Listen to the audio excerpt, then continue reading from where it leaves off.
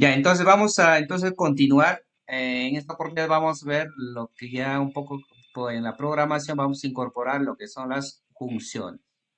Entonces recuerden, matemáticamente conocemos, podemos escribir la función de esta forma, ¿no? Entonces tiene más o menos la lógica igual sigue, ¿no?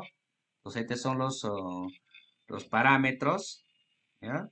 Son los parámetros o más conocido como datos de entrada y estos son los datos de salida. Entonces, pero en programación, ¿qué son funciones? Es un conjunto de líneas de código, ¿no? O que tienen argumentos de datos de entrada, ¿no? Y puede realizar una tarea específica. eh, y también tiene su salida. Entonces, en programación podríamos denotar de esa forma en sí, ¿no? Que es un conjunto de instrucciones que tienen parámetros de entrada, parámetros de salida. Y obviamente que realizan una tarea específica. Entonces, ¿por qué es importante a veces utilizar funciones en la programación? Porque va a pasar dos casos, ¿no? Uno, a veces vamos a tener problemas, ¿no? Tenemos un problema aquí, tal vez es conveniente dividirlo en dos y cada uno lo voy a programar, luego lo voy a juntar. Otro detalle y cada uno podría ser una función, ¿no? Que sería función uno, el otro sería función 2, ¿no? Entonces, y el otro detalle, ¿cuál es la utilidad de utilizar funciones? Es repetirlo, es decir, reutilizarlo, ¿no? La reutilización, porque va a haber, por ejemplo, el factorial, por ejemplo, factorial de un número, ¿no? Por ejemplo, ese factorial número podríamos utilizar para tan solo simplemente para calcular el factorial o tal vez número combinatorio también, ¿no? Por ejemplo, aquí sería factorial de n sobre factorial de m por factorial de m menos n factorial. Entonces aquí ya estoy utilizando la función factorial o el programa en este caso en general, función factorial. Entonces, si yo programo una sola vez el factorial, entonces aquí ya podría yo utilizar nada más. No necesito, por ejemplo, aquí estoy calculando factorial y aquí tres veces el factorial. Pues no tengo que estar programando nuevamente. Entonces, esa es otra utilidad de trabajar en la programación con funciones. Pero las funciones, igual que en todo lenguaje de programación, hay muchas funciones que ya vienen predefinidas. Y el otro, que principalmente vamos a enfocar, podemos crear nuestra propia función. Entonces, a ver, entonces veamos algunas funciones principales que están ya predefinidas que trae que en este caso Python. En sí, muchos debemos estar ya usando. Por ejemplo, una función que ya trae predefinida es el abs, ¿no? Que es el valor absoluto. El float, ¿no? Es decir, para conversión de datos, el int para conversión de datos, esto que hacía, lo que hacíamos es convertir un número tipo float, es decir, número real, a entero. El str es otra función que me convierte un número a tipo cadena. Y así, ¿no? Round me redondea. Y así ya tenemos funciones ya que traen predefinidas. Así directamente podríamos utilizar. Igual más funciones que hemos estado utilizando, por ejemplo, print, hemos ya utilizado, es una función, ¿no? Que principalmente nos muestra un mensaje en la pantalla, ¿no? El length para calcular la longitud de una lista o de una cadena. Join, ¿no? ¿Para qué sirve join? Para juntar listas, ¿ah? Para juntar listas. Split también sirve para qué cosa? Para convertir una cadena con un eh, eh, separador en una lista. Es decir, convertir una cadena, lo convertimos en una lista. Y así tenemos diferentes funciones que ya trae el Python, ¿no? Que ya algunos ya hemos estado utilizando. Por ejemplo, upper, ¿no? Upper es una función para la que tenemos una cadena, nos escribe, nos convierte todo en mayúscula. Lower al revés, ¿no? Todo lo que tenemos aquí lo convierte toda esa cadena o ese string en minúscula. ¿Y cómo se utiliza? Aquí, ¿no? El texto, que sería la cadena, punto upper. A ver, por ejemplo, escribimos una cadena, ¿no? aquí una cadena que va a ser X, eh, ponemos hola Perú, por ejemplo. Hola Perú. Entonces, ¿qué pasa? Yo pongo X, es decir, cadena, punto, upper, ¿no? Aquí, upper, doble P, entre paréntesis, ¿y qué nos devuelve? Que toda esta cadena, todo de mayúscula, ¿no? Todo de mayúscula, nos ha convertido en todo de mayúscula, esta cadena. Entonces, ¿cuál es la sintaxis? La cadena, punto, es la función. Entonces, de esa forma, ya vamos utilizando las diferentes funciones que ya trae el Python, que se conoce como predefinidas. Estas son en sí funciones que son aplicables a cadenas. Y más tenemos, al caso numérico, tenemos range que hemos estado utilizando ya, ¿no? str para convertir, el int para convertir, el float también para convertir. El max, que es una función que nos calcula el máximo valor de una lista. El min, el mínimo valor de una lista. Sum, que nos calcula la suma de los elementos de una lista. Entonces, esas son las funciones principales que ya hemos estado viendo también algunas que ya traen predefinidas. Pero podríamos nosotros definir nuestra propia función, ¿ya? Entonces, vamos a ver entonces funciones definidas por el usuario. Es decir, nosotros podemos definir nuestra propia función.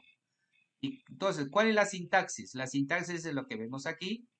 Empezamos con la palabra reservada def, aquí nombre de la función, que se podría ser cualquiera, y aquí el argumentos, ¿no? Entonces teníamos matemáticamente, decíamos que escribimos de esta forma, ¿no?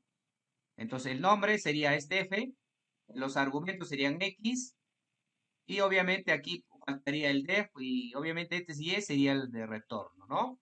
Entonces aquí, como puse acá, datos que necesitan la función, ¿no? Y también podría tener su comentario, una pequeña descripción. Y lo que hay que tener presente es el sangrado, ¿no? Fíjense aquí el sangrado. Aquí está el def, acá hay un sangrado. Esto significa que todo lo que está aquí es parte de la función. Si yo cambio este sangrado, entonces va a salir un error. ¿Ya? Entonces, dentro de esa función está aquí las instrucciones. Entonces, aquí por ejemplo, tenemos un ejemplo. Por ejemplo, podemos definir una suma, una función que me sume dos números. Entonces, aquí vamos a ver aquí directa. A ver aquí, nuevo. ¿Cómo empezamos? Def. Def, por ejemplo, podríamos llamar suma. Vamos a llamarle suma 1. Los argumentos, vamos a llamarle A, B, van a ser los argumentos, los números. Acá, ¿no? Entonces, directo imprimimos, print, acá,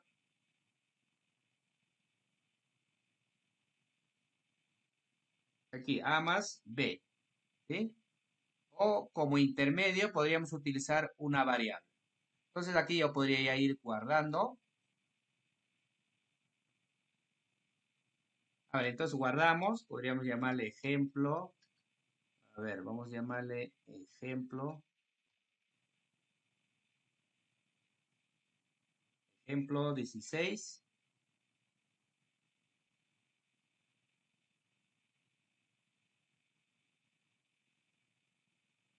Hasta ahí está guardado.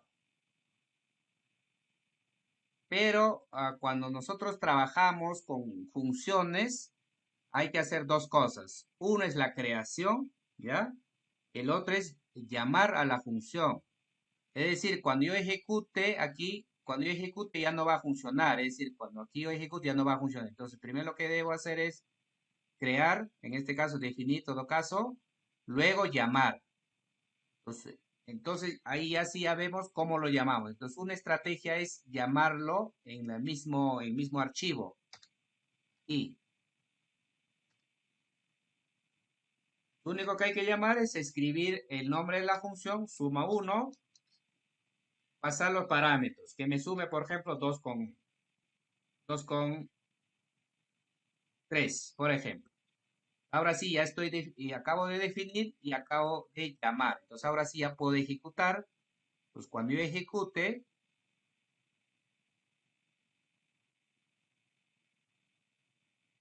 pues ¿qué me va a sacar? La respuesta de esa suma. Otra ¿cuál es?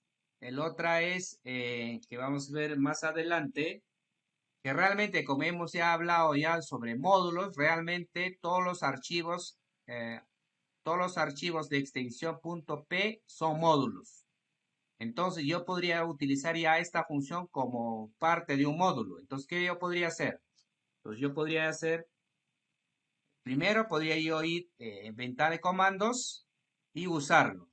Pero ¿qué es lo que pasa? Que yo para usarlo, recuerde, cualquier módulo tengo que cosa importar. Entonces digo, import, ¿no? Import qué cosa, ¿cómo se llama el módulo? Ejemplo 16. Ejemplo 16. Yo ya estoy importando el ejemplo 16. Entonces significa que todo este módulo estoy importando, ¿no? Entonces ahora sí ya puedo utilizarlo. Como ya estoy importando y ahora sí se ejecutó, pero yo podría utilizarlo. ¿Cómo? Decir suma 1, llamar, utilizar la función, pues aquí suma 1 con parámetros 2 con 3, por ejemplo.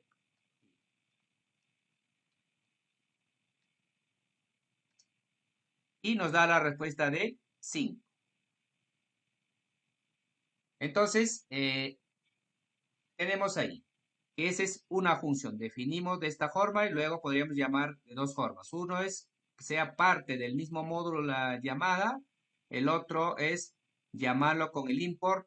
Podríamos llamarlo acá en la consola o en otro archivo, en otro módulo. Entonces, ahí tenemos.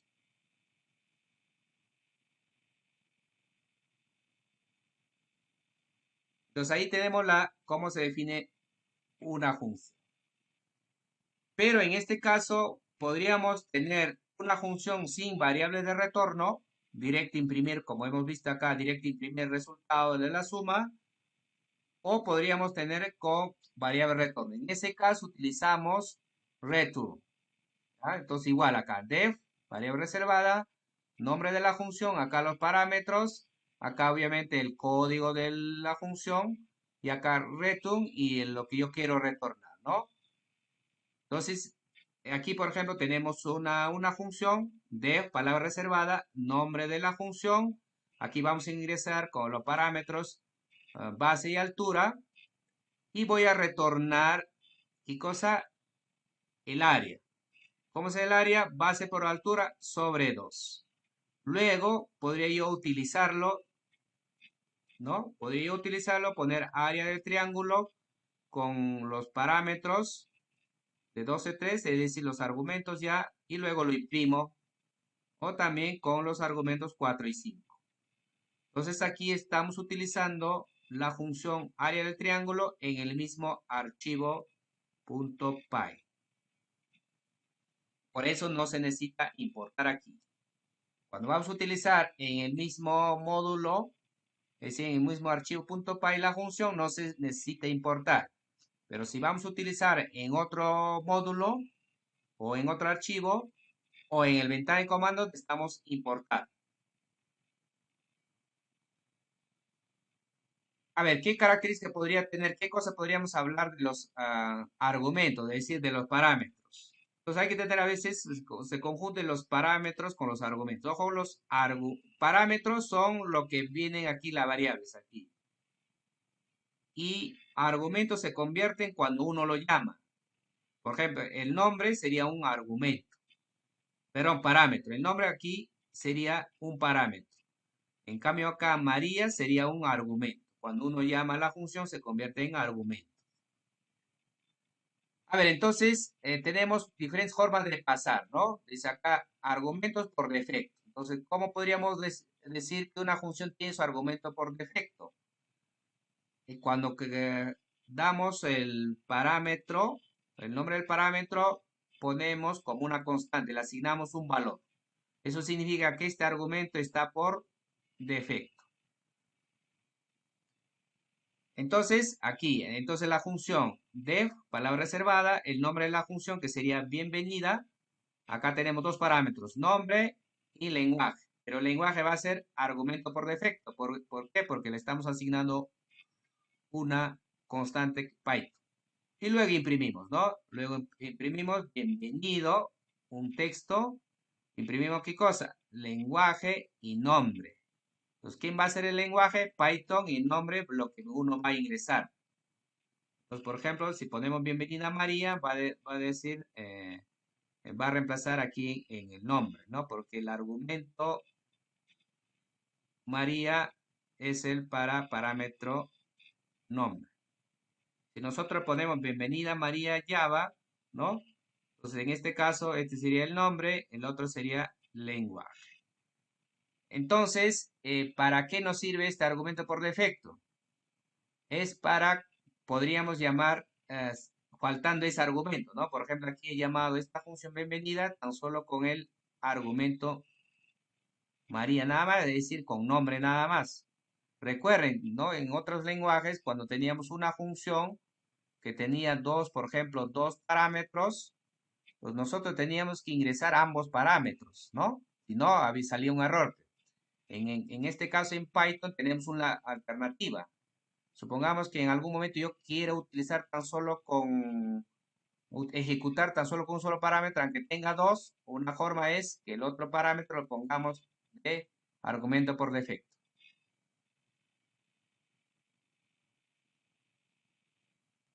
Ahora tenemos otras, a ver, es si nosotros vamos a querer pasar argumentos indeterminados, es decir, no sabemos cuántos, ¿ya? Entonces podríamos trabajar con asterisco el parámetro o doble asterisco el parámetro, es decir, el parámetro, es decir, el valor. Entonces, cuando utilizamos en este caso asterisco parámetro, ¿para qué va a ser? En la invocación de la función se pasa el número de variables del argumento, separada por coma. Es decir, tenemos que pasar, por ejemplo, una lista, podríamos pasar. En cambio, si utilizamos dos asterisco, en este caso tenemos que dar el nombre, el valor, es decir, el nombre del argumento con su valor. Por ejemplo, acá tenemos una función, se llama menú, y acá tenemos el plato, sería el parámetro, pero está con asterisco. Entonces, este plato que podría tener varios valores, no sabemos. Entonces, por ejemplo, en este caso, ¿cuál va a ser? Entonces, print, hoy tenemos, ¿no? Un mensaje aquí. eh, Acá un bucle for, porque va a tener varios, ¿no? Porque vamos a tener varios, ¿no? En platos, lo que vamos a integrar. Por ejemplo, si supongamos que ejecutamos esta función menú con pasta, como pizza, ensalada. Entonces, todo esto de aquí se va a reemplazar a, a platos, ¿no? Se va a reemplazar todas. Por eso decíamos que podemos pasar los elementos de una lista ahí. Entonces, lo que va a ir imprimiendo todos esos elementos. Ese es cuando utilizamos un asterisco. Acá tenemos un ejemplo. Tenemos la función factorial def, palabra reservada, el nombre, el parámetro aquí.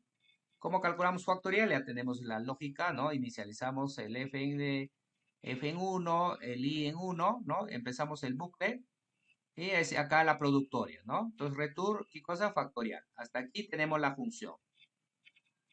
Pero esa función podríamos utilizar, como habíamos estado ya comentando, para calcular otro. Por ejemplo, en este caso, binomial, ¿no? Entonces le vamos a llamar otra función binomial, pero en esta función voy a utilizar la función anterior que es el factorial. Entonces, esta función que es factorial lo voy a llamar nada más. En este caso, factorial m. Recuerden el análisis binomial que entre m y n es m factorial sobre n factorial por m menos n factorial, ¿no? Y eso es lo que estamos utilizando aquí. ¿Cuál es la ventaja? Que vamos a llamar la función anterior que hemos definido. Pero ambos, ¿qué cosa están haciendo? Ambos solo se están definiendo. Acá se está definiendo función factorial, acá se está definiendo la función binomial. Hay que utilizarlo. ¿Cómo lo utilizamos? Más abajo, una forma, ¿no? Para ello utilizamos, ingresamos en MN, luego llamamos ¿qué cosa? Binomial con M y N y lo imprimimos. A ver, vamos a trabajarlo, esa función. A ver ahí. Entonces, primero, ¿qué cosa vamos a hacer? Primero vamos a hacer definir nuestro factorial. Entonces aquí, def, ¿no? Aquí, factorial. Entonces aquí vamos a ingresar factorial de qué número queremos calcular. Num, por ejemplo, ¿no? El num. Eh, ¿Qué es lo que hay que hacer? Hay que inicializar factorial en 1 y para que recorra el bucle, como vamos a utilizar con while, vamos a decir que empiece desde primero, entonces empezamos a hacer la productoria con el while, ¿no? Con el while aquí, entonces acá decimos si el i es menor o igual a num, ¿no? Num, ¿qué hacemos? La productoria. Aquí hacemos la productoria. Ojo que como empieza desde 1, tenemos que hacer a 1 más, ¿no? Aquí en este caso, o poder menor o menor igual a. Entonces, factorial va a ser, podemos hacer de esta forma, factorial por i, ¿no? Hacemos la productoria. Factorial por i, como estamos haciendo con el while, entonces el i agregamos uno más. Y return, entonces retornamos el factorial. Pero aquí el return debe estar dentro del, a la altura, es decir, debe estar ya fuera del bucle while, ¿no? Pero dentro de la definición de la función. Porque si yo lo pongo aquí, va a ser while, obviamente cada vez que haga el productor me va a ir retornando y va a salir un error, ¿no? Entonces tiene que estar ya fuera del bucle while, que sería ahí. Entonces, hasta ahí lo que hemos hecho es construir nuestra función de cálculo factorial. Entonces ahora lo que vamos a hacer, definir nuestra función binomial. Pero para binomial necesitamos dos parámetros, mn. Entonces, return directo, ¿no? Return. Podemos retornar directo, ¿qué cosa? El factorial, que es decir, factorial aquí. Lo que acabamos de, factorial de m en este caso, entre,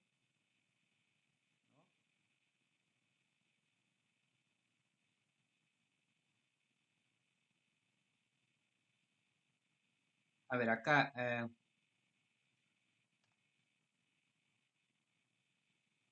factorial de qué? Entre factorial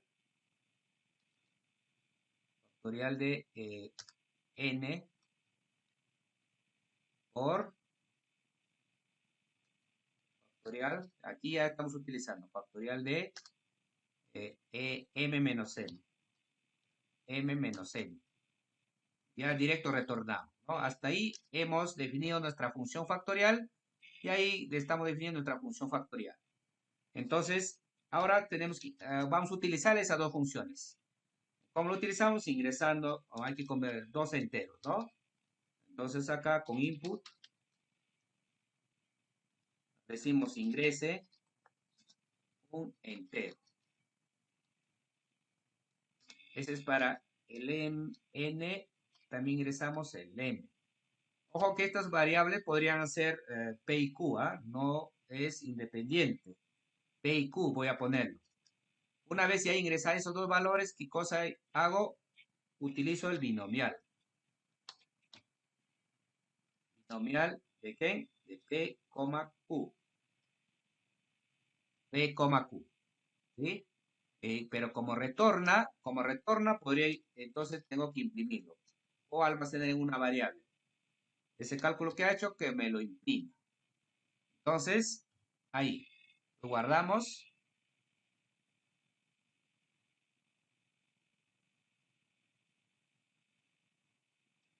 acá con ejemplo.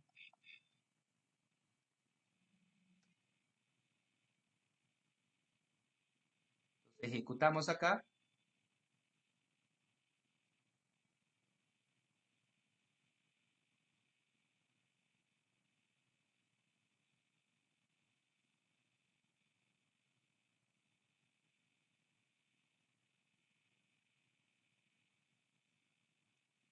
A ver.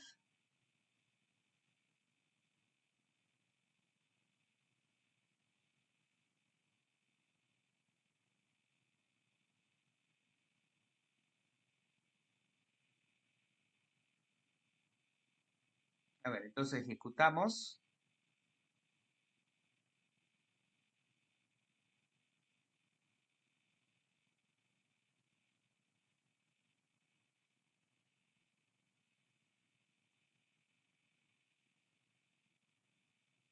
Entonces esperamos aquí que se ejecute.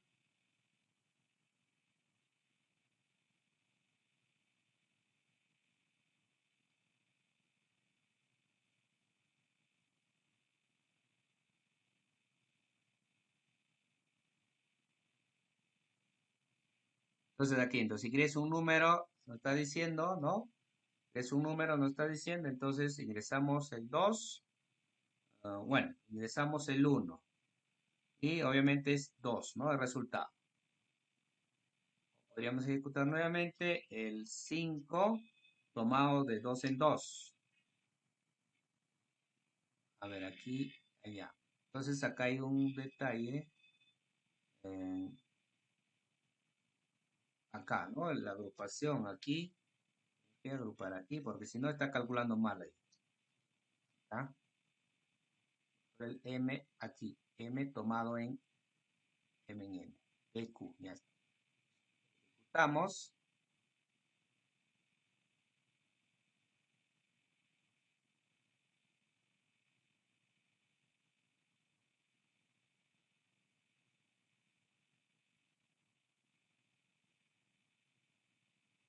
Y calculamos acá, por ejemplo, 4 tomada de 2 en 2, 6, ¿no? Ah, verificamos 4 tomada de 2 en 2. Entonces acá,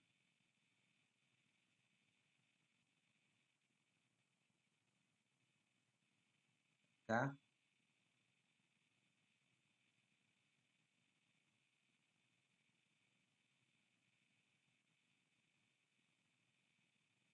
a ver, algo pasó, se me quedó la memoria. Ahí. Bueno, creo que sí, está bien el cálculo, ¿no? Hay que verificar en sí los cálculos.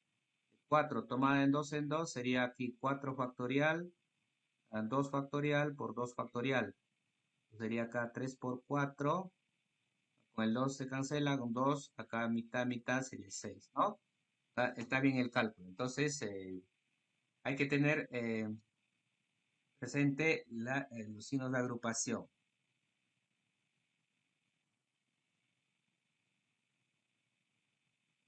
Y tenemos aquí más ejemplos, ¿no? Por ejemplo, para calcular si un número es primo, entonces definimos aquí en la función, para decir si es primo, entonces el nombre es primo, acá su parámetro n, entonces si n es igual a 1, obviamente false, que retorne false porque uno no es primo, y empezamos de contar, vamos a contar número de divisores. ¿Ya? Aquí vamos a empezar desde 2. Si hasta cuándo, hasta el mismo número, vamos a recorrer desde el mismo número, entonces decimos, calculamos el residuo. Si ese número hay residuo con el índice, si hay residuo, es decir, residuo es 0, significa, ¿qué cosa? Que es false, que no, que retorne false, sino que, es decir, ¿para qué ponemos return? Es para que ya salga del bucle. ¿Ah? Si no, que siga aumentando el índice del for, ¿no? Y aquí nos retorne el true. Aquí lo que hemos hecho es, si el número es primo. ¿Por qué acá directo? Porque estamos empezando la cantidad de divisores con 2. Si hay más, Es decir, si acá es 0, ya no es primo, ¿no? Porque estamos aquí con el i igual a 2. Si este de acá fuera verdadero, entonces sería que es divisible. Entonces ya divisores va a ser más. Entonces es una lógica, ¿eh? Y eso lo utilizamos acá. Primero ingresamos el n. Aquí total ponemos 0 y eh, el i en 0. Entonces, mientras el n que hemos ingresado es diferente 0, vamos a decir si es primos. Y si es el i que hemos ingresado es primo, y vamos a ir contando, ¿no? Vamos a ir contando y luego vamos a ir sumando esos primos. Entonces, ahí tenemos una función para utilizar que un número si es primo. Esto de acá ya hemos visto lo que es un factorial, ¿no? Y acá el binomio, este se está repitiendo. Y también podríamos aquí definir una función que calcule la sucesión de Fibonacci. Entonces, llamamos Fibo. Acá un detalle, en Python es factible hacer doble asignación. ¿Ah? Este aquí equivale, este de aquí no es 0,1, ¿ah? Es al A le asignamos 0 y al B le asignamos 1. Esa es doble asignación. En sí se puede hacer varias asignaciones. ¿Ah? Entonces, primero asignamos 0, luego a B1. Entonces, si el B es menor que 1, entonces que imprima ese B, que vaya imprimiendo ese elemento, el siguiente elemento, es decir, el siguiente elemento, oh, y luego lo imprima al A, lo va a asignar, es decir, el A va a ser el B, y en cambio el B va a ser el suma de los dos anteriores, ¿no? Que estamos diciendo aquí. Y luego que imprima espacio nada más. Y eso acabamos de hacer, chicos, definir la función Fibonacci. Luego lo vamos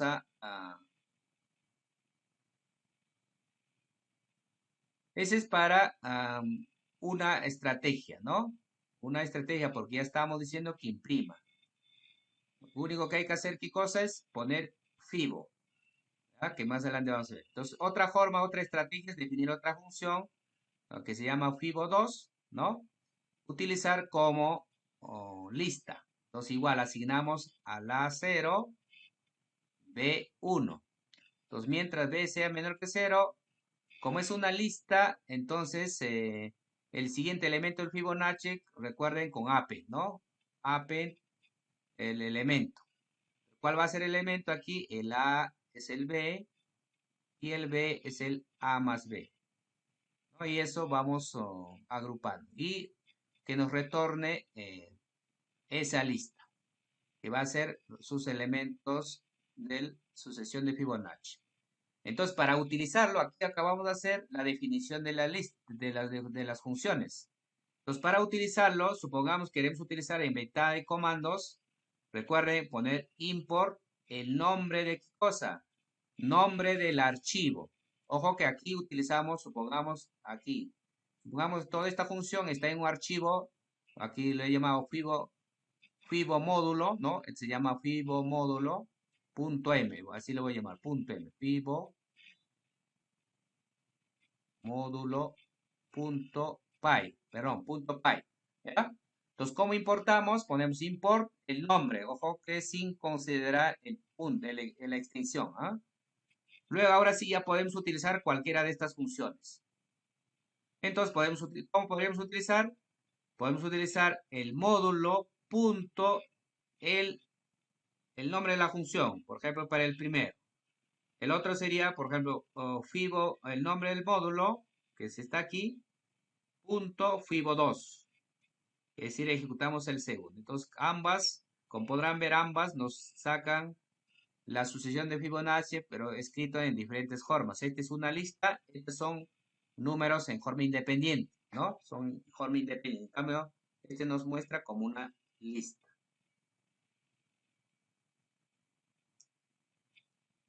Esto acabamos de ver también.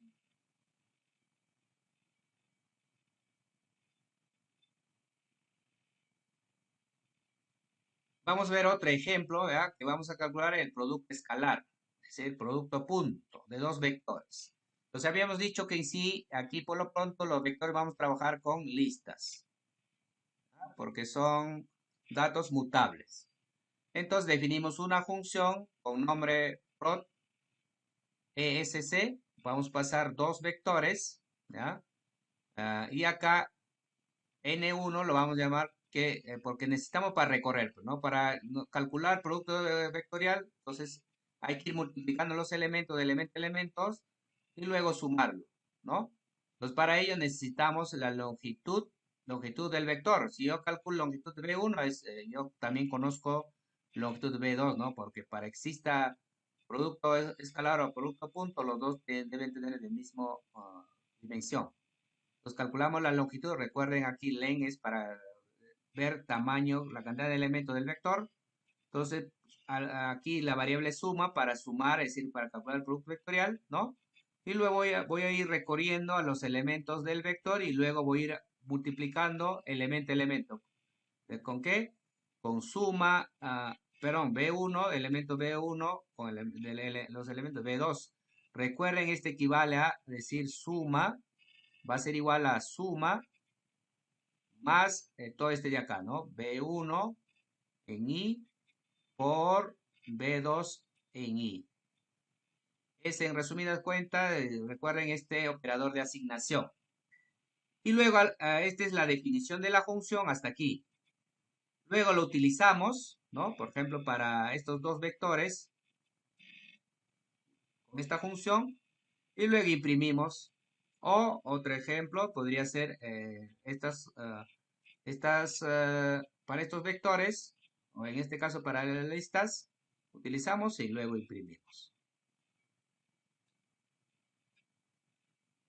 A ver, explicamos un ejemplo más.